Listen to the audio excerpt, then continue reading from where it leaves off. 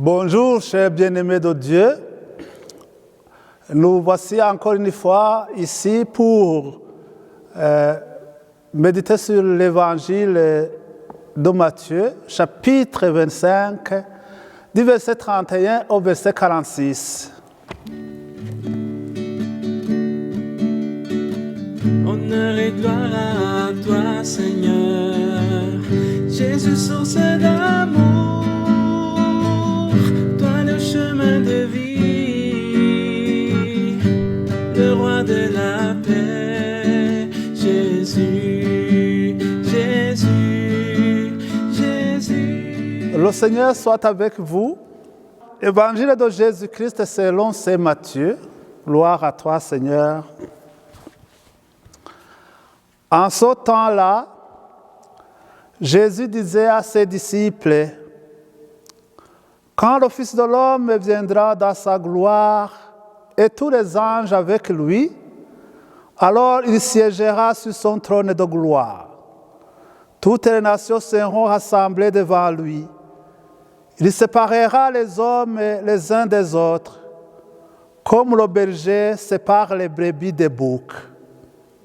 Il placera les brebis à sa droite et les boucs à sa gauche.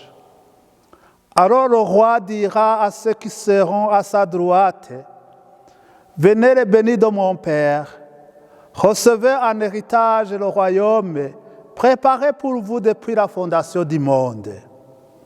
Car j'avais faim et vous m'avez donné à manger. J'avais soif et vous m'avez donné à boire. J'étais un étranger et vous m'avez accueilli. J'étais nu et vous m'avez habillé. J'étais malade et vous m'avez visité.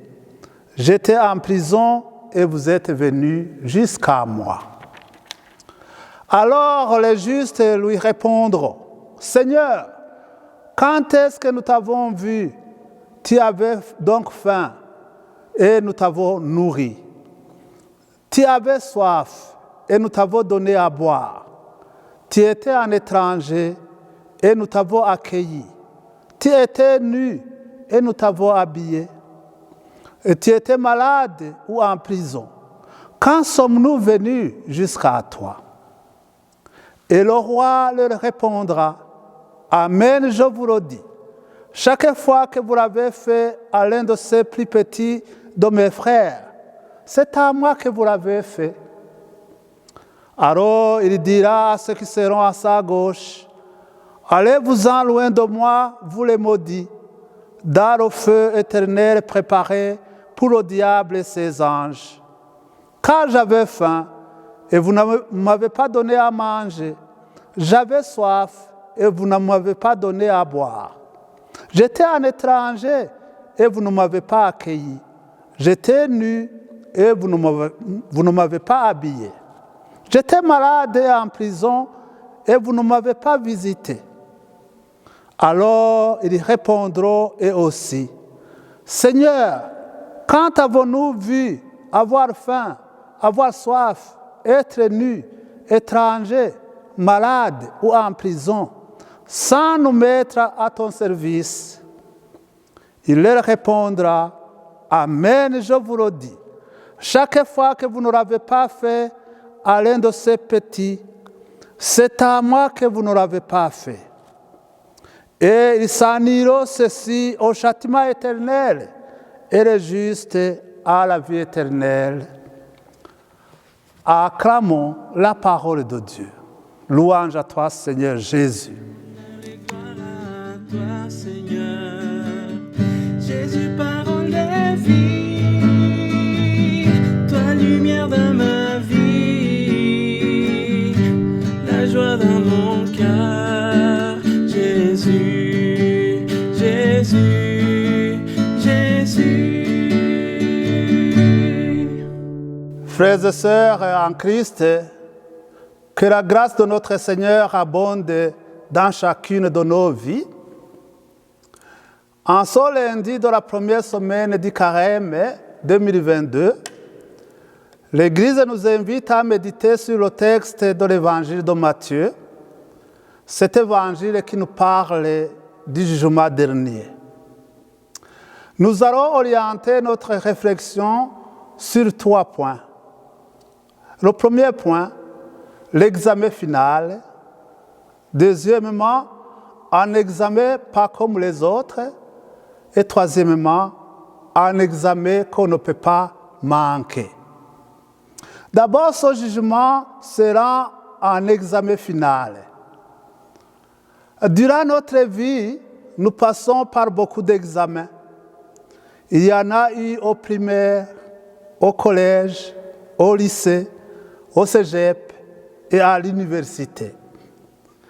Et une bonne partie de notre vie est dédiée à préparer et présenter des examens. Cependant, il existe aussi un autre examen auquel on ne pense pas toujours. Il s'agit de celui de notre fin de vie, de notre rencontre avec le Seigneur. Et c'est sûrement le plus important. Ce sera au ciel et l'examinateur, ce sera Jésus. Il faut donc y penser et s'y préparer convenablement. Deuxièmement, cet examen n'est pas comme les autres. La grande différence de cet examen final avec les autres, c'est que l'on connaît déjà les questions. Le Christ dans l'évangile d'aujourd'hui nous les a données. Es-tu venu me voir quand j'étais malade? M'as-tu donné à manger quand j'ai faim? M'as-tu donné à boire quand j'avais soif? M'as-tu rendu visite quand j'étais en prison? Et ce qui est encore plus surprenant dans cet examen, c'est que la réponse dépend de chacun et de chacune de nous. Il faut dire oui ou non. Et la bonne réponse est évidente, mais elle n'est pas facile à mettre en pratique. Et souvent, rendre visite à ma voisine qui est à l'hôpital ou faire l'aumône à un CDF au coin de la rue, cela me semble compliqué qu'un examen de philosophie. Et troisièmement, cet examen est un examen qu'on ne peut pas manquer. Il est vrai que ce n'est pas toujours facile d'être charitable et de se préoccuper des autres. Toutefois, ce n'est pas impossible. Nous avons un bel exemple dans Mère Teresa de Calcutta. Et de plus, pour cet examen, on a toute une vie pour s'y préparer. Et les autres examens, on peut manquer la première session et faire la deuxième session ou faire le repêchage. Mais celui-là, on n'a pas le droit à l'erreur, car il n'y a pas de repêchage. Et la seule mention qui compte pour cet examen est la suivante: être brebis et pas bouc, être béni et pas maudit.